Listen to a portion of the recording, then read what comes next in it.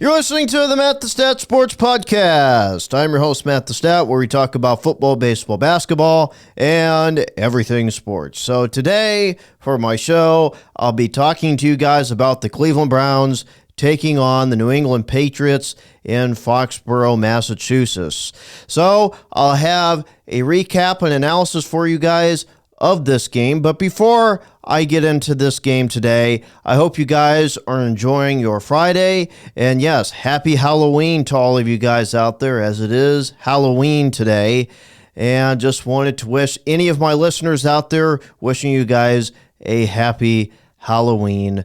And I know that there's going to be a lot of candy shared and a lot of candy eaten tonight. So it's going to be a fun night overall for Halloween. But that being said, for me, even though it is Halloween, the work really doesn't stop for me, because I got another NFL game recap for you today, and it is between the Cleveland Browns and the New England Patriots. So, that being said, let's give a little background to this game, okay? Starting with the Cleveland Browns. We talk about the Cleveland Browns. You know, they drafted a couple of quarterbacks. They drafted Dylan Gabriel. They drafted Shedeur Sanders.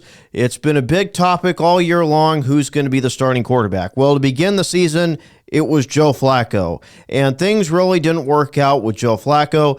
The Cleveland Browns offense has really been anemic the whole entire season. The Browns, they ended up trading Joe Flacco to Cincinnati, and then they make Dylan Gabriel the starter. So the last couple of weeks, it has been Dylan Gabriel as a starting quarterback. And up to this point, it's really been a struggle. And the really only big positive for the Cleveland Browns so far this season has been that defense. That defense has been really good. And of course, that defense is led by Myles Garrett. And we know how great he is. And really, he's their best defensive player, and he's also their best pass rusher on the edge. So, you know, not a lot of positives this season for the Cleveland Browns. They only have one win this season. It's been rough, and their offense doesn't complement their defense, and it just doesn't look good overall for the Cleveland Browns. Their struggles continue. Now, on the other side, the New England Patriots. A whole different story with the New England Patriots. The first 3 weeks of the season, it was a struggle, especially that Week 3 game against the Pittsburgh Steelers. The New England Patriots, they turned the ball over way too much in that game, way too many penalties. It was really not the best start to the season under a new head coach, Mike Vrabel, of course, former linebacker for the New England Patriots. For any New England Patriots fans out there, Drake May has been off to a terrific start for the New England Patriots this season. And right now, for the last few weeks now, the New England Patriots, they've found a way to solve the turnover issue. And not only that, they are playing excellent football. And it's hard to believe this, but the New England Patriots are in first place in the AFC East right now, and they're 6-2, and they look terrific. And really, from Week 4 on for the New England Patriots, that game against Carolina where they blew out the Carolina Panthers 42-13, the New England Patriots, they have looked excellent.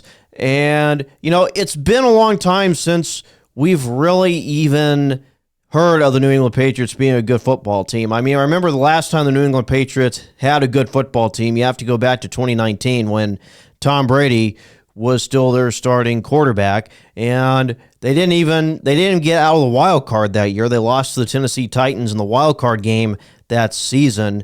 But overall, that was the last time I remember the New England Patriots being good. You know, we talk about it. They went through Cam Newton, Mac Jones, Bailey Zappi. They've been trying Drake May for the last year and a half, and so far things have been working out for the New England Patriots. So, getting into this football game today, from last Sunday, the Cleveland Browns taking on the New England Patriots, and the Patriots, they would start with the football to begin the game. They would start with a good run from Travion Henderson. then Drake May scrambling for a first, then a toss to Henderson for a good gain, then a run from Stevenson, then on 3rd and 5, May would complete a pass to Stevenson for a first. Drive would stall after May gets sacked, and the Patriots, they'd have to settle for a field goal, and it's 3-0 New England Patriots. So the Patriots, good drive down the field, mostly running the football. They end up having to settle for a field goal. They get in the red zone. The Browns stop them, and it's 3-0 New England. Next drive, the first drive of the game for the Cleveland Browns. They start with converting on a 3rd down with Dylan Gabriel completing a pass to Harold Fannin Jr. for a first, then an end around to Malachi Corley for a 1st down, and the drive would be capped by a Gabriel pass to Harold Fannin Jr. for a touchdown. And the Cleveland Browns, first drive of the game, they get in the end zone. It's 7-3 Cleveland. So the next drive for the New England Patriots, they go 3 and out on their next drive. The Cleveland Browns get the ball back. They would start with a Gabriel pass to Jamari Thrash for a first, but they would do pretty much nothing else. They would have to punt, and the Patriots, they would get the ball back. They would start with May rolling to his right, finding Kayshon Boutte for a first. That would be the end of the first quarter. Still the same drive going into the second quarter. Then May, he would complete a pass to Mac Hollins for a first, then a run from Ramondre Stevenson. The drive would end after May would end up throwing an interception to Carson Schlesinger, and I don't know what it was. I don't know if Drake May didn't see Carson Schlesinger there or something, but Drake May threw it right to Carson Schlesinger. Interception, Cleveland Browns, they get the ball back, but they do nothing on the drive. They go 3 and out. They go for a field goal attempt, and, well, they end up missing the field goal attempt, so it's still 7-3 Cleveland. Next drive for the New England Patriots. They start with a May pass completion to tight end Austin Hooper, then a May play action pass to Hollins for a first, then another May completion to Hollins, and the drive would stall after May would get sacked again. And, well, guess who? Myles Garrett already for the second time in this game. And the Pats, they would have to settle for a field goal. It's now 7-6 Cleveland. So the Browns defense really holding up nicely here early on in the game. It's a 1-point lead for the Cleveland Browns. So far for the New England Patriots, they've had a couple of nice drives. They were not able to capitalize on it and get into the end zone. So it's 7-6 Cleveland. The next drive for the Browns, they would go 3 and out, and then the Pats would get the ball. They would go 3 and out. So both teams share 3 and outs. Next drive for Cleveland, they would start with a play-action pass to Thrash, and then that would be for a 1st down. But really pretty much nothing else for the Cleveland Browns offense. They would have to punt it away and give it back to the New England Patriots. Next drive for the New England Patriots, they would start with May scrambling and completing a pass to Douglas for a big gain, then a false start on the New England Patriots. That would end up stalling the drive. The Patriots, once again, would have to settle for another field goal. It's now 9-7 New England Patriots at halftime. So, that being said, we look at the first half, really a defensive battle.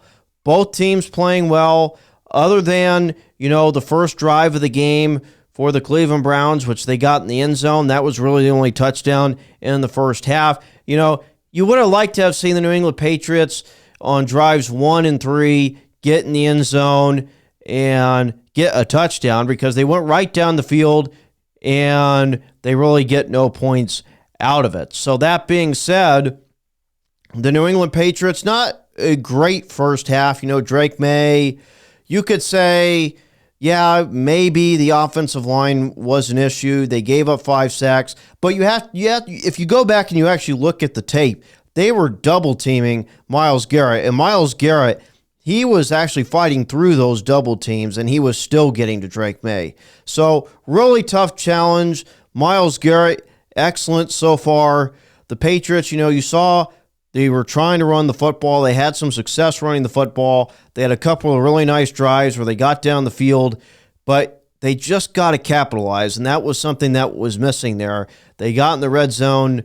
You could say the execution kind of lacked a bit in the red zone in the first half for the New England Patriots. So it's only 9-7 New England, and New England has 3 field goals. So going into the second half, the Cleveland Browns, since the Patriots started with the ball to begin the game, the Cleveland Browns will begin with the ball to begin the second half. So the Browns, well, first drive of the second half, they end up going 3 and out. And, of course, the Cleveland Browns offense still not looking very complimentary to that Browns defense. They go 3 and out in their first drive of the second half.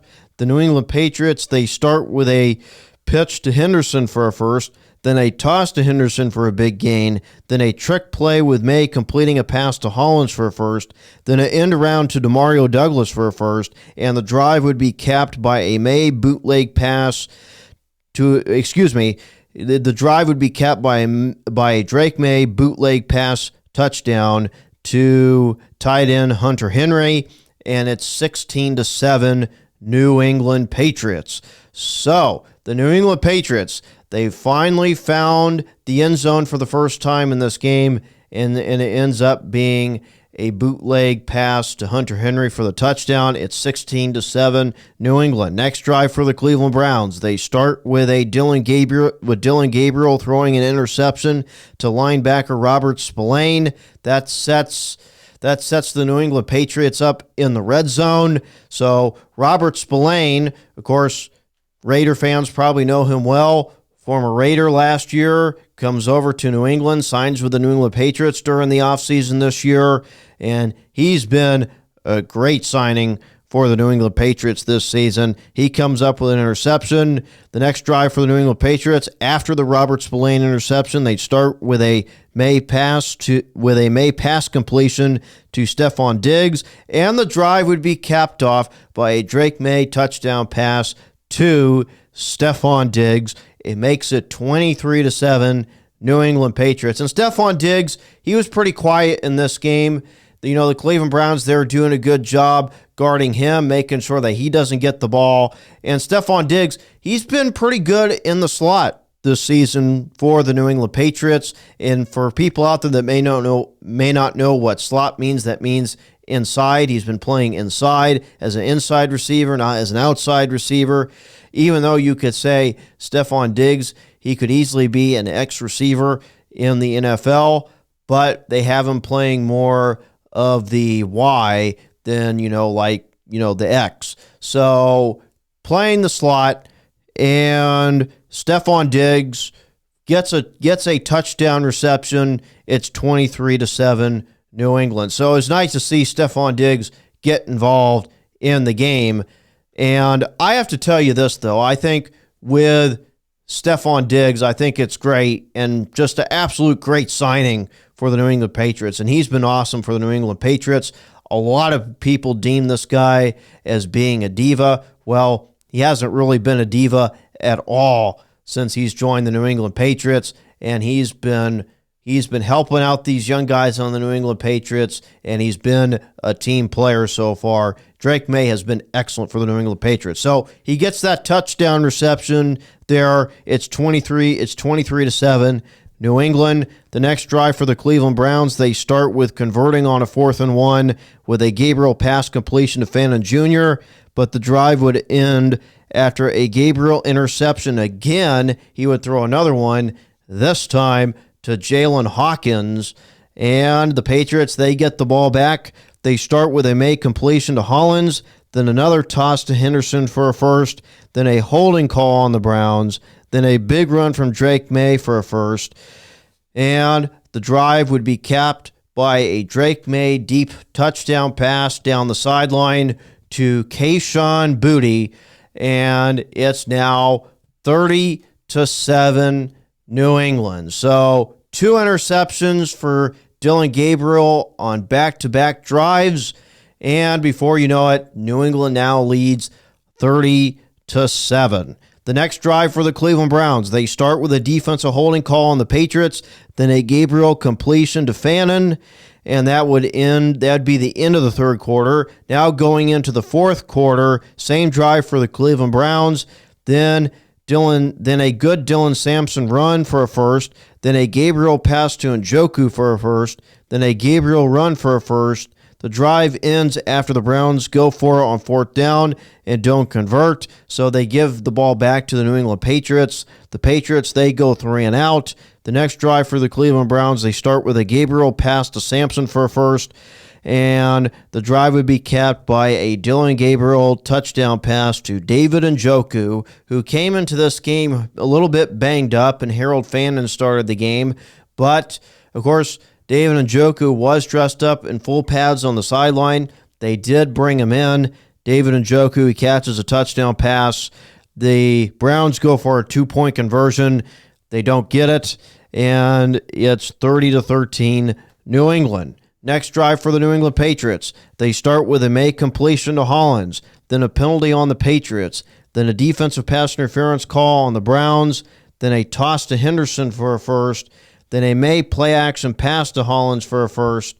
The drive would end after Travion Henderson ends up fumbling down on the Browns' 2-yard line, and the Browns recover it, and it's now Cleveland Browns football. Next drive for the Browns, they start with an intentional grounding on the Browns in the end zone. It ends up being a safety. So now, how did an intentional grounding call end up being called a safety? Well, Dylan Gabriel, the ball started on the Browns' own 2-yard line where they stopped the New England Patriots. So, that being said, when Dylan Gabriel went to drop back, he was standing in the end zone, and when he threw the ball, there was no Cleveland Brown receiver in the area when he threw it on the ground. So, because Dylan Gabriel was standing in the end zone when he threw that ball on the ground, and it was a penalty for intentional grounding, that is why it ends up being a safety. So a safety is 2 points,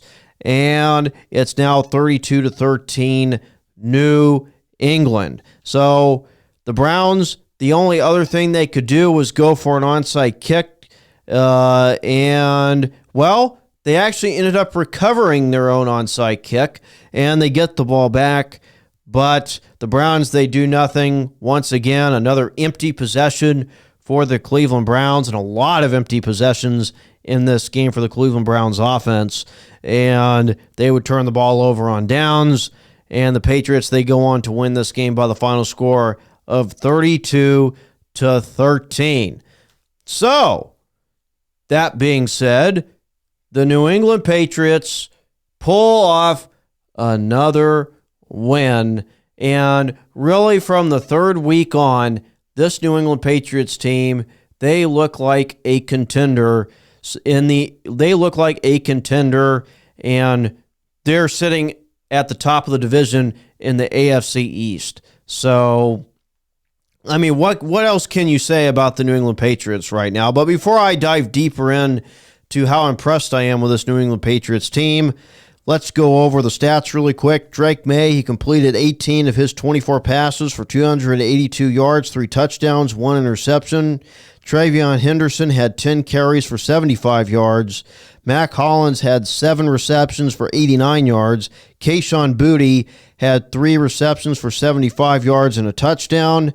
And those are some of the stats coming from the New England Patriots. Then for the Cleveland Browns, Dylan Gabriel, he completed 21 of his 35 passes for 156 yards, 2 touchdowns, 2 interceptions. Quinshon Judkins had 9 carries for 19 yards. Harold Fannin Jr. had 6 receptions for 62 yards. So, those are some of the stats from the game. So that being said, let's talk a little bit more about this game. I mean, first off, the Cleveland Browns. I mean, they just did not look good whatsoever in this game. You know, besides the first drive of the game, the Cleveland Browns look good. And you're like, okay, you know, they put a good drive together in that first drive of the game. They put a good drive together. They got in the end zone. Harold Fannin Jr., the rookie tight end for the Cleveland Browns, has been excellent for them so far this season.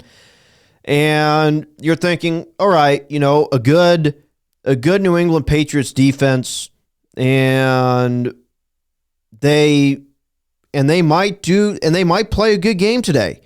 But that wasn't really the case. Really, after the first drive of the game, the Cleveland Browns, they went back to that anemic kind of offense where a lot of empty possessions, not great play, lack of execution, and it just was a mess for the Cleveland Browns offensively all day long. And not only that, you take a look at that New England Patriots defense. That New England Patriots defense has not allowed a 50-yard rusher this season in any game that they have played so far this season for the New England Patriots.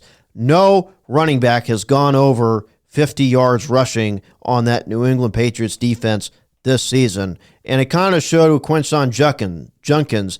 He only had 19 yards rushing in the game on 9 carries, the rookie running back out of Ohio State, who I really loved watching play at Ohio State last year. Him and Travion Henderson were teammates last year for Ohio State, and, Ohio State ended up going on to win the College Football National Championship. So you have the two former teammates playing against each other in this game, both rookies. Travion Henderson had the better day, but this New England Patriots defense really held the Cleveland Browns offense, and there was no run game. It was just drop back throws, and nothing was working. And the one thing I really have to say about the Cleveland Browns is that, I didn't really see a lot of, trying to get the ball down the field. It was a lot of dink and dunk throws. They weren't really trying to throw the ball down the field. And, part of it could be because, that New England Patriots defense has been playing great, and it was a struggle. And anyone that has played this New England Patriots defense this year has struggled to run the football. But the Cleveland Browns, I don't know. At this point, it's really hard to put my finger on it. There's been a lot of conversation about them starting Shedeur Sanders, and there's been a quarterback controversy all year long. And, to me, this goes a lot deeper than just the talent. It has to do also with the coaching. And I think the coaching isn't great for the Cleveland Browns right now. Now, of course, I understand that, I'm not the right person to be sitting here talking about, what is going on with the Cleveland Browns coaching, because, I'm not inside the organization. But to me, there's a coaching problem there, because the Cleveland Browns, the defense is great. I mean, Jim Schwartz and that defense plays great every single week, and they kept the Cleveland Browns in the game just for their offense to give them no type of answer, no help, nothing. And by the time the Cleveland Browns offense actually did something, it was already too late, and it was 30-7 New England, and the final score was 32-13. So the Cleveland Browns, they got to find something. And, look, Dillon Gabriel, he's a rookie. We all know that. He's got the talent, and, he's right now struggling. And that's the biggest thing right now with Dillon Gabriel. He's not looking good. I don't know what it is. He's not seeing the field well. It has to do with something like that, because Dillon Gabriel's struggling out there, and that offense is still extremely anemic. And at this point, I can understand people and what they're saying. I think the Cleveland Browns should give Shedeur Sanders an opportunity, and I feel like right now is the time to give Shedeur Sanders an opportunity. I don't know what it is with Kevin Stefanski. I don't know why he doesn't want to try Shedeur Sanders. To me, it almost feels like a little bit of like this distaste for Shedeur Sanders because of who his dad is. Who knows what it could be? But at this point, I think you got to give Shedeur Sanders a chance because you've tried Dylan Gabriel for the last few weeks. It has not worked up to this point. And right now, you're just trying to get through this hard season if you're a Cleveland Browns fan. And I know, for a Cleveland Browns fan, you're sitting there every single week pulling your hair out watching this offense because this offense is not just bad, they're terrible. And I don't know what to say at this point. I'm really at a loss for words because to me, I'm hearing one side of the coin, then I hear another side of it, and to me, I'm almost in favor of Shedeur Sanders getting a start eventually here. You got to try to get some type of momentum going here if you're the Cleveland Browns, because right now, this offense is not playing well. So that being said, what do you got to do? Quarterback change, coaching change. Something has got to happen for the Cleveland Browns here. You got to do something if you're Kevin Stefanski. If you're Kevin Stefanski, you got to do something to try to save your job because right now Joe Flacco hasn't worked. Dylan Gabriel has not worked up to this point. I know right now he said that Dylan Gabriel will remain the starting quarterback, but here's the thing. You got to try something. So I think right now you should try Shedeur Sanders and then see where it goes from there. And, if that doesn't work, then okay. You can probably go back to Dylan Gabriel, or you can try and go out and trade or get draft picks or whatever that might be. But for now, I would think if you're Kevin Stefanski, you got to try Shedeur Sanders at some point this season.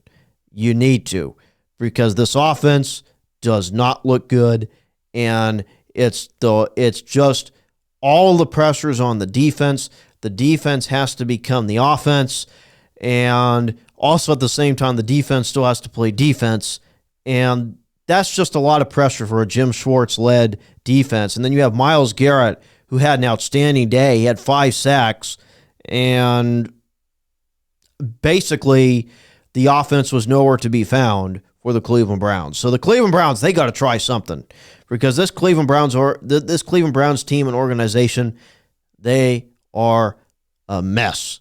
So that being said, let's go to the New England Patriots really quick. I have to tell you, the New England Patriots, no one really expected the New England Patriots to be as good as they are right now.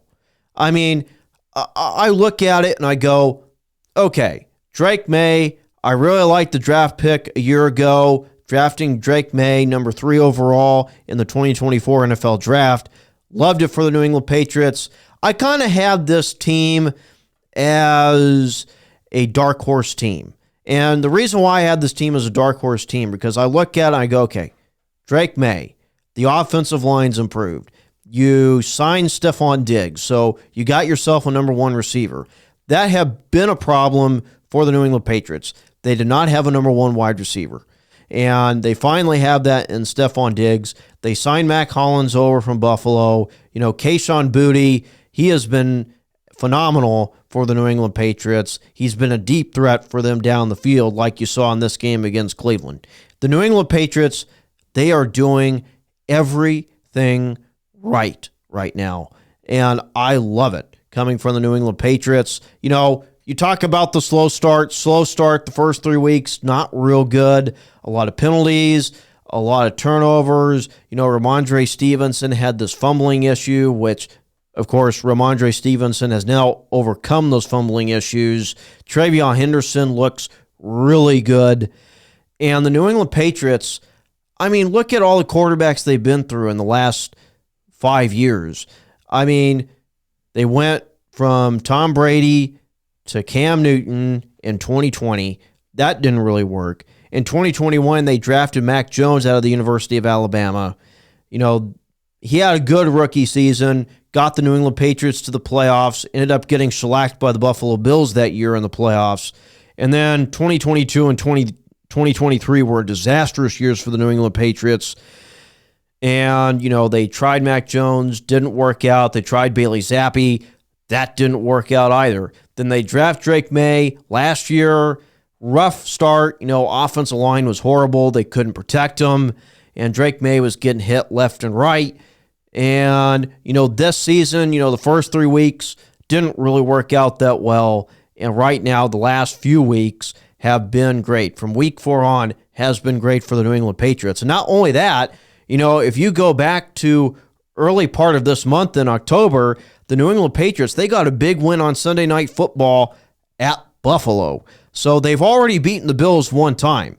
And they're 6-2. They're first place in the AFC East. And I love everything that the New England Patriots are doing. And for the first time in 5 years, I can say the New England Patriots are a good team. And it just, every single week, this New England Patriots team right now is making me more and more of a believer in this team. And Mike Vrabel was the right hiring for the New England Patriots. He has got this team playing extremely good football right now. So I really love it for the New England Patriots. Drake May, he's having an MVP type season. I know a lot of people, I know Bills fans and Jets fans are going to get on me for that, for saying that, Drake May's having an MVP type season. But he is right now, and I think Drake May is in the discussion for MVP because he is playing really good football. He's not putting the ball in harm's way. I mean, I know he had that one interception against Cleveland. Carson Schlesinger, the rookie linebacker out of UCLA, picking it off. But for the most part, really liked what I've seen from Drake May up to this point. I love what Drake May is doing. The New England Patriots, they have an explosive offense. They can run the football. They can run it down your throat. And then when they catch you cheating up on defense, then they get that play action going. They throw it over your head to Kayshon Boutte, or, they throw it to Mac Hollins or Stephon Diggs. So for the most part, the New England Patriots, they are the best team in the AFC East. They're in first place. Who would have said that? It's been 5 years since the last time I've been able to say the New England Patriots are first place in the AFC East. This team, they're Super Bowl contenders right now to me. I know that is a bold statement to say this early in the season, but to me, they are a contender right now, and I like everything that the New England Patriots are doing. We'll see if the New England Patriots will be able to keep it up, but I think the New England Patriots, they will for sure be able to keep it up because Mike Vrabel, he's got them playing good, hard, physical, smart football, and it's paying off for the New England Patriots right now. So love everything that the New England Patriots are doing. But that's all the time that I have for you guys today. I hope you guys enjoyed the show today on this beautiful Halloween afternoon. Not as hot, so, that's a good thing. But other than that, I hope I gave you guys some time to not think about what's going on in your daily life for a little bit. Always happy to help with that. And not only that, make sure you hit that subscribe button and also give this video a like if you really like the content that I gave you guys today. So make sure you do that and also follow me on Spotify as well. But that being said, you're listening to the Matt the Stat Sports Podcast. I am your host, Matt the Stat, and I hope you guys enjoy the rest of your Halloween and the rest of your weekend.